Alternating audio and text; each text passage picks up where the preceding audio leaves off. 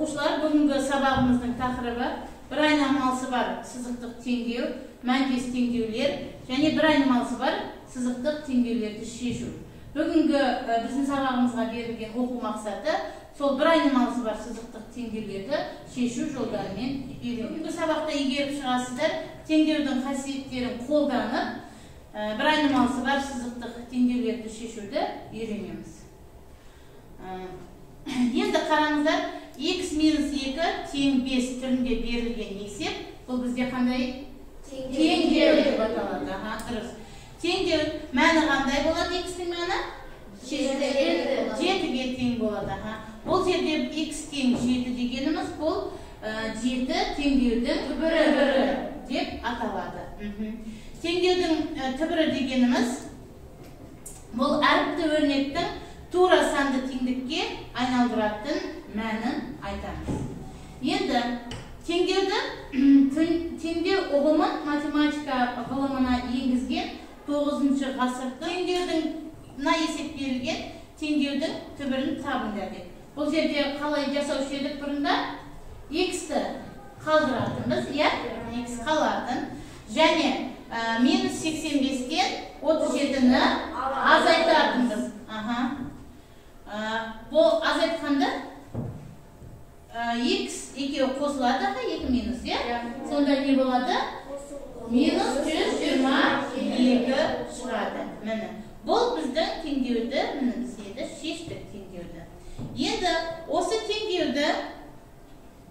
теңдеуді неге математика несіне енгізген ғылымына енгізген ғалым 9-шы ғасырдың математика Әл-Хорезми. Бұл бізде математика ғылымдарының, яғни алгебра ғылымының атасы болып саналады.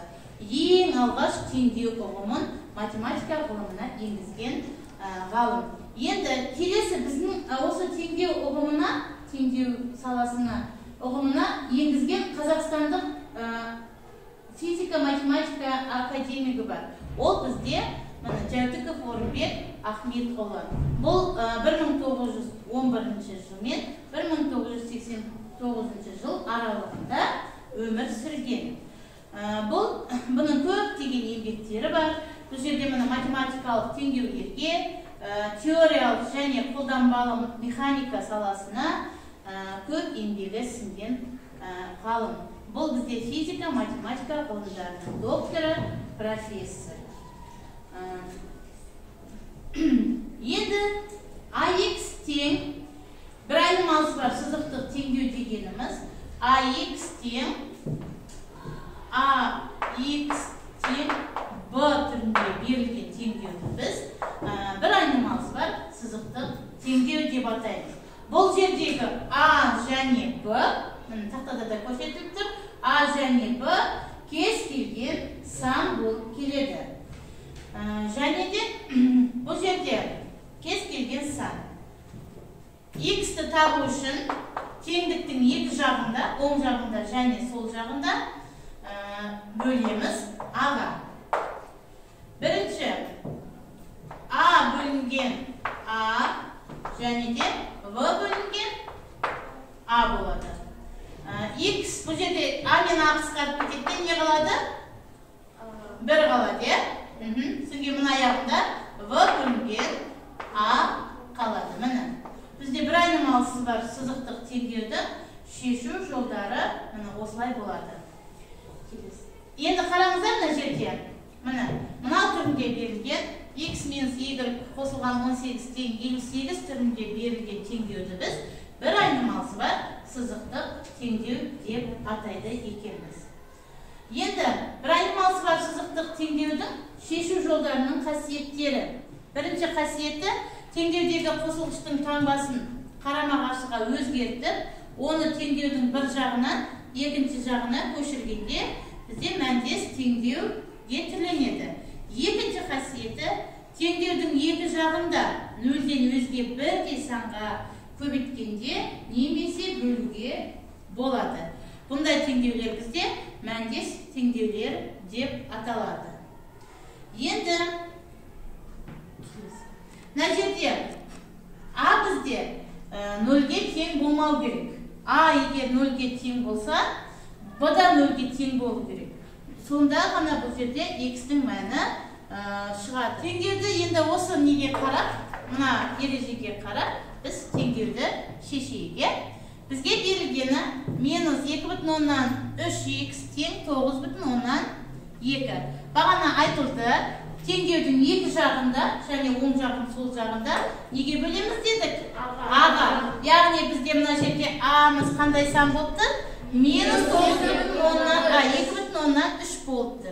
2,3-ті міне бөліп тұрмыз, 9,2-ні 2,3-ге бөліп тұрмыз. Сонда X тең қанша болады? X тең минус 4 болады. Неге минус 4 шықты? Оң санды теріс санға бөлгенде қандай сан шығады? Теріс сан шығады. Жарайсыңдар. Теңдеуді шешімге дейді. Келесі 7x қосылған 3 тең 7x қосылған 5. Бұл жерде бірінші неге келтіріп аламыз? Бір айнымалысы бар сызықтық теңдеуге келтіріп аламыз. Стандарт түрге келтіріп аламыз. Ол үшін бағана айттық, теңдіктің оң жағында және сол жағына айнымалыны жинаймыз, оң жағына осы мүшелерді жинаймыз дедік. Енді мына жердегі 7x қалады, мына 7x минус болып таңбасы ауысып, сол жаққа ауысады. Ал мына жерде 5 қалады, теңдіктің оң жағындағы сан. Ал мынау плюс 3, мына теңдіктің оң жағына минус 3 болып ауысады. 7x-тен 7x-ті алғанда не болады? 0x көбейтен 2 болады. Бұл жерде біз бағана айтқанның қасиетін А тең 0 болғанда B да 0-ге тең болу керек деді.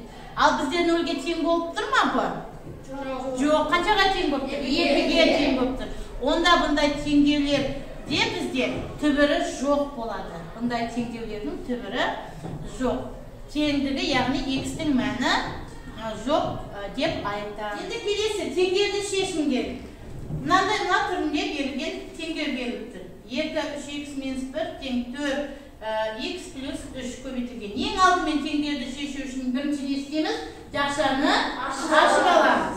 Ол үшін сөйтіп жақшаны ашып ax тең b түріне келтіреміз. Енді ол үшін 2-ні жақшаның ішіндегі сандарға міне көрсетіліп тұр. Теке-теке не қыламыз? Көбейтеміз. Бірінші 2-ні 3x-ке көбейткенде қанша болады? 6x минус 2 тең 4x плюс 12. Енді бағана айтылғанда ережеге сәйкес айнымалысы барларды теңдіктің сол жағына жинаймыз. Айнымалысы жоқ осы мүшелерді теңдіктің оң жағына жинаймыз. 6x-тен 4x-ті алсақ 2x тең 14. Енді бұны білесіңдер, жүр стандарт түрге келді. X-те қанша болады? 7. Дұрыс, 7 болады. X-те 7 болады. Енді сіздерге келесі тапсырма. Мынаны тапсырма 11x минус 35 тең 14x бұл стандарт түрге келмеген теңдеу. Осының мәнін табасыздар. Қолдарыңызға беріліп тұр, біреуі дұрыс. Ал енді қолдарыңыздармен жауап беріңіздер. Дұрыс. Дұрыс емес дейді. Дұрыс емес деген бәрі 2, 3, 4 оқушы дұрыс емес деп жауап беріп отыр. Ал енді жауабын тексерейік.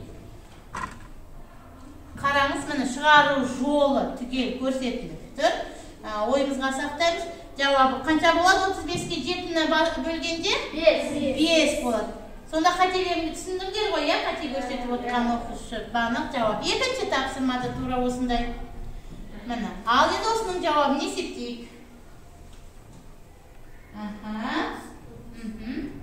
Дұрыс. Ал енді сіздер үш оқушы дұрыс емес деп отыр. Жауап көрейік, тексерейік.